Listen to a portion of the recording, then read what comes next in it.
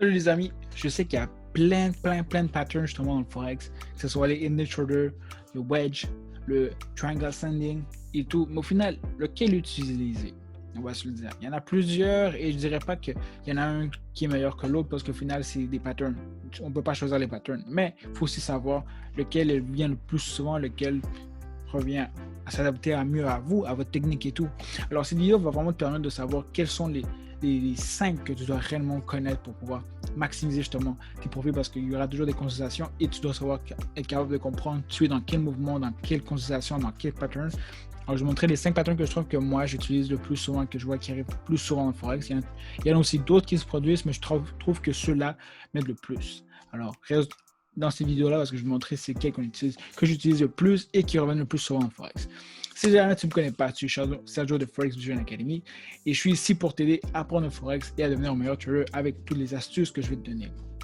Si jamais tu n'as pas eu la chance de me donner un petit like, un petit subscribe parce que ça a aidé la page à pouvoir aller chercher plus de gens comme toi qui essaient d'apprendre le Forex. Mais avant de commencer, allons à l'intro. Damn.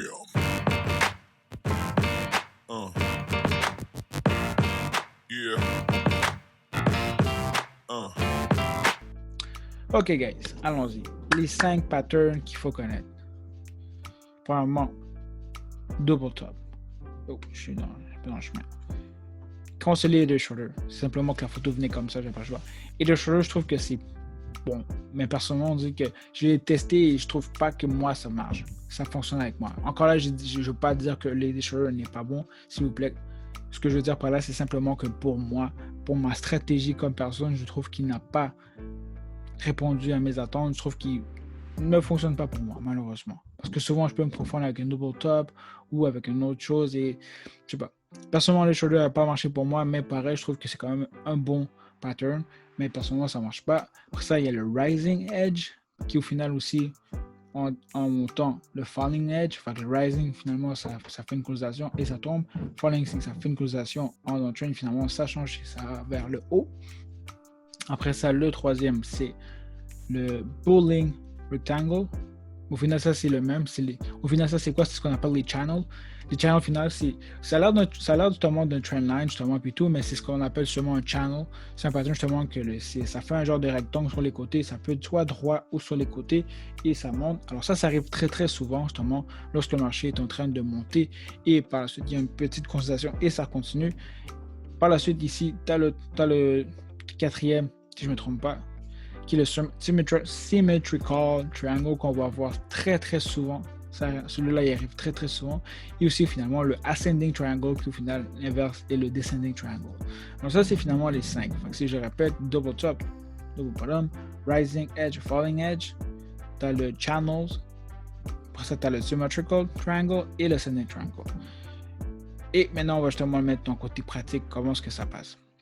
Je vais juste vous donner un petit scénario justement pour que vous puissiez voir. On va dire que vous êtes en train de... Vous voyez que le marché tombe, finalement, depuis un petit bout, vous ne comprenez pas ce qui se passe. Vous dites, oh, le marché va continuer à tomber. Là, vous voyez qu'il arrive vers ici. Vous dites, ok, il va tomber cette fois-ci. Là, vous voyez qu'il tombe. Vous dites, oh, qui va tomber. Là, non. Là, vous dites, ok.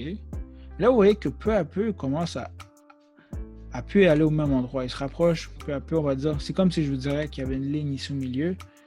Ok, je l'ai peut-être manqué, je m'excuse, mais vous comprenez. Puis on dirait que peu à peu, il décide de se rapprocher de la ligne. Et finalement, il explose. Ça, finalement, c'est quoi? C'est waouh, faut vraiment que je me mette dans mes lignes pour elle.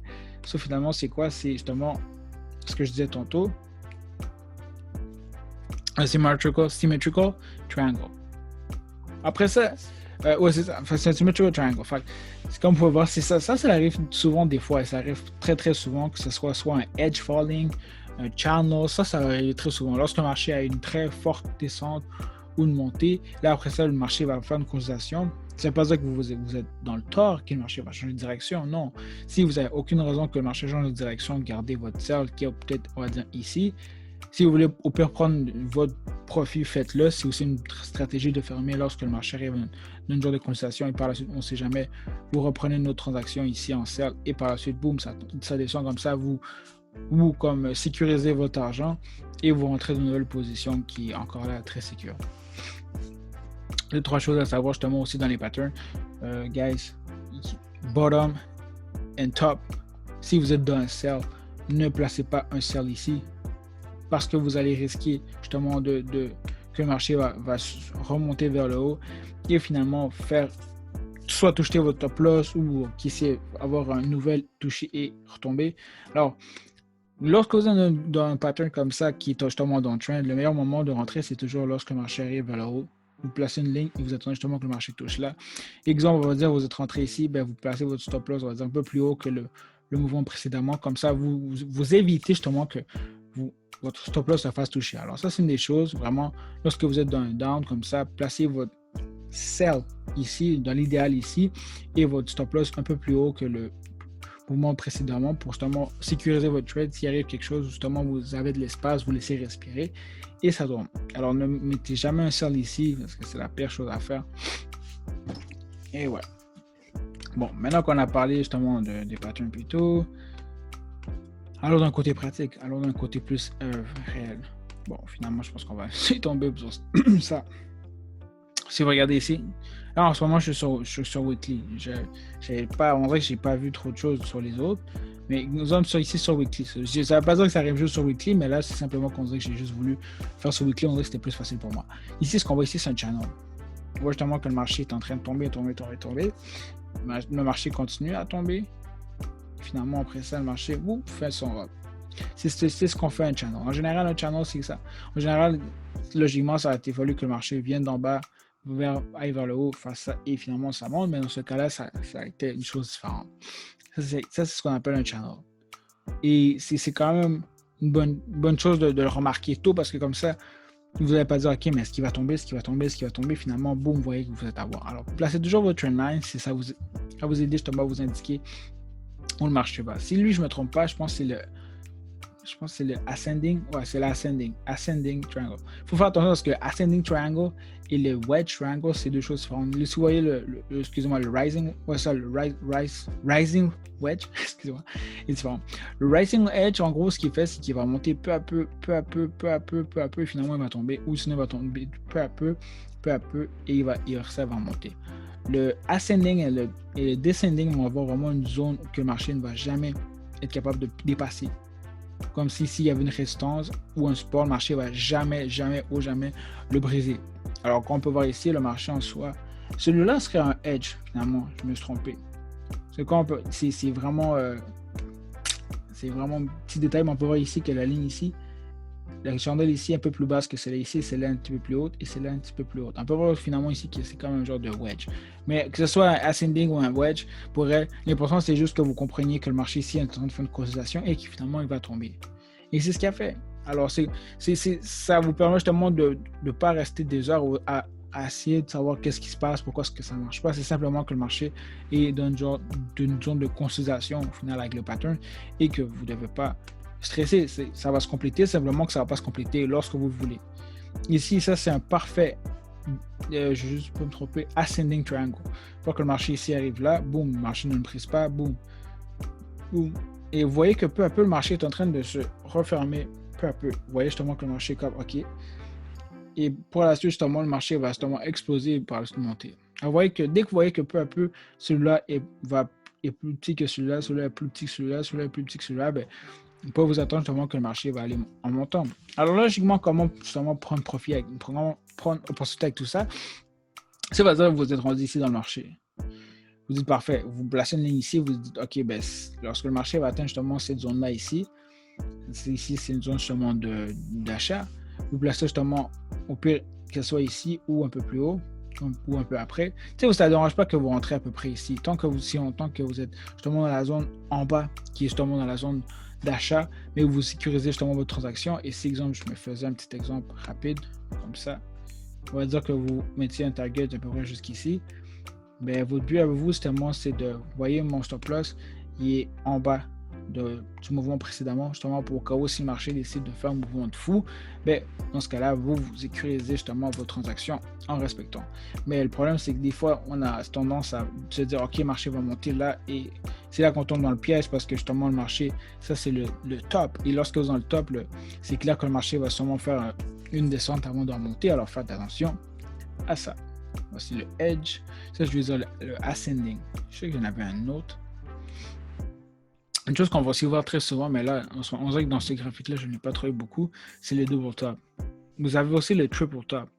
Ça arrive souvent que des fois, on se dit, OK, le marché va tomber, le marché va tomber, c'est parti. Genre, on s'entendrait que le marché là tombe. Mais des fois, le marché veut simplement retoucher une deuxième fois la résistance. Et c'est pas que le marché est méchant, mais c'est comme ça que ça marche. Le marché pourrait, même s'il veut une troisième fois aller là, il peut assez très loin tomber. Et ça m'est déjà arrivé plusieurs fois. Je mets un sell là, finalement le marché tombe, il retouche mon break, il fait break-even. Fuck.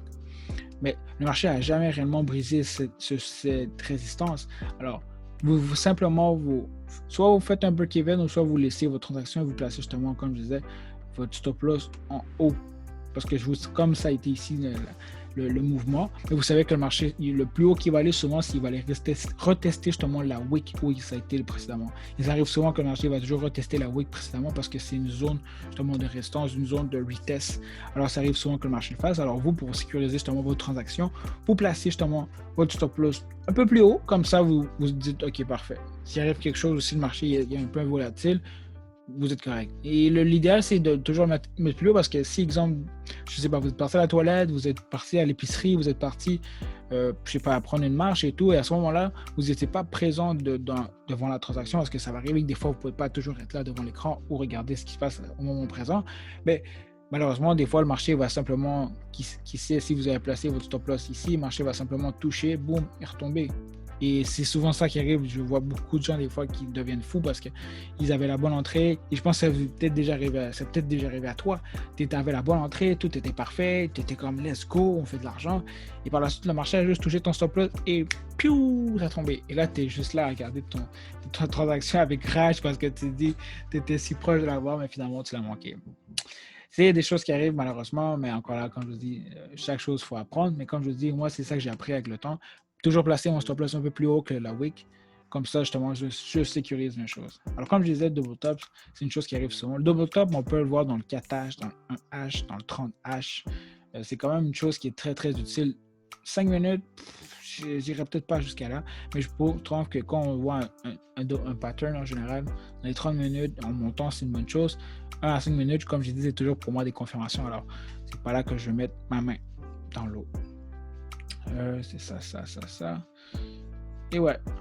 Alors, je vais peut-être regarder plus rapidement pour un autre, si je peux vous en trouver un. Ok. On peut ici, là. Ça, c'est ce qu'on pourrait mettre comme un channel ici. Comme ça.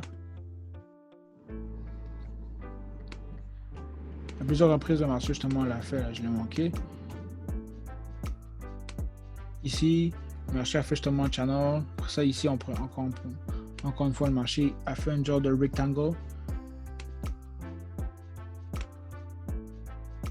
Je disais encore là un channel, mais là, ce channel-là est un peu plus droit. Boum, presque. Voilà. Ok, parfait, c'est ça. Là, vous voyez comme ici un channel qui a été fait. Le channel vont se faire souvent, très très souvent. Les edge, les falling edge, les rising edge. On se fait souvent les channels. Souvent, ça arrive souvent que le marché fait ça. Il tombe aussi un carré. Alors, apprenez justement à découvrir justement le marché. Je vous dirais, pratiquez-vous. C'est la meilleure chose à faire. Allez justement dans une devise comme moi et essayez de découvrir des channels, que ce soit dans 30 minutes, dans 1 minute, dans 4H pour pouvoir savoir, pour que vous habituez justement vos yeux à pouvoir être capable de voir les channels, parce que c'est comme ça que moi j'ai appris avec le temps. J'ai pratiqué et maintenant j'en vois un, ça prend pas le temps. Des fois, c'est sûr que j'en manque un ou deux, mais c'est pas grave. L'important, comme je vous dis, c'est de vous pratiquer. C'est la meilleure chose que vous pouvez faire en ce moment, c'est faire comme moi. Vous regardez justement CAD USD ou n'importe quelle devise que vous voulez et vous cherchez seulement les channels. Quand je vous dis, je vous en donne 5, mais ça ne veut pas dire que les 5, c'est ceux que vous devez juste utiliser. Vous pouvez aussi explorer d'autres, il y en a d'autres. Mais je trouve simplement que pour moi, les double top, le rising, le channel, le symmetrical et l'ascending sont ceux que je vois le plus souvent. Mais quand je vous dis, c'est juste ceux que je vois le plus souvent. Il y en a les shoulders qui existent, mais je trouve juste qu'il devient un peu compliqué en soi. Alors, j'aime toujours regarder les choses simples et je pense que vous voyez. Alors, si j'ai un conseil à vous donner dans cette vidéo, c'est pratiquer vraiment à connaître un peu tous les patterns, parce qu'il n'y en a pas juste 5, il y en a plusieurs, mais essayez de vous familiariser avec les autres, voir un peu c'est quoi c'est quoi les patterns et en même temps, comme je vous dis, pratiquer avec TradingView. C'est gratuit, c'est là, c'est vraiment facile et comme ça, lorsque vous avez un pattern dans le futur, vous n'allez pas tomber dans le piège de rentrer trop haut, trop bas, mettre le stop loss trop tôt, trop bas. Vous comprenez, il y a beaucoup de choses qui peuvent arriver justement avec les patterns. Et c'est simplement, comme je vous dis, de pratiquer. Pratiquer, regardez, amusez-vous. Et comme je vous dis, les patterns, c'est quelque chose qui est quand même un peu plus que débutant, c'est quand même quelque chose qui est intermédiaire. Si vous avez encore de la difficulté à faire des trendlines et les Fibonacci, concentrez-vous sur ça.